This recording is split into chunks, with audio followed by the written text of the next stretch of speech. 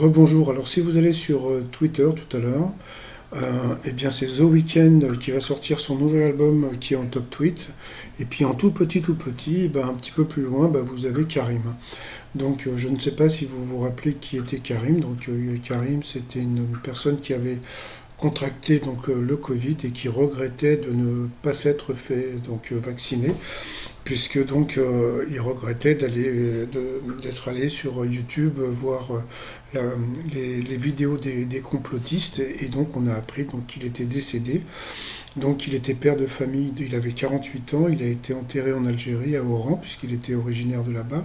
Il était hospitalisé à Montreuil, et donc il regrettait toutes les théories complotistes sur le vaccin.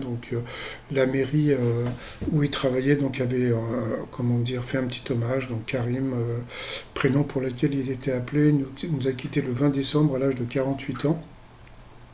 Né le 9 février 1973 à Oran, il travaillait à la mairie des Lilas depuis janvier 2002. Après avoir débuté au CCAS, il occupait le poste de magasinier au service entretien et restauration scolaire depuis 17 ans, très serviable, toujours positif.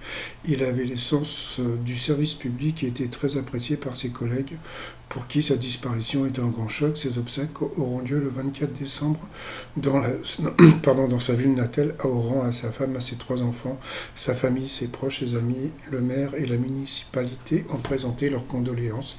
Qu'il repose en paix. Et puis juste une petite pensée pour tous les gens qui suivent Fabrice Divisio, hein, puisque il y a beaucoup de gens qui le kiffent, hein, ce monsieur.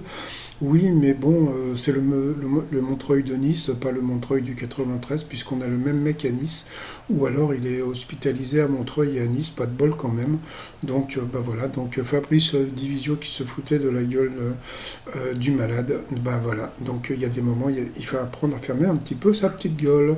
Je vous dis à plus tard pour d'autres informations. Au revoir.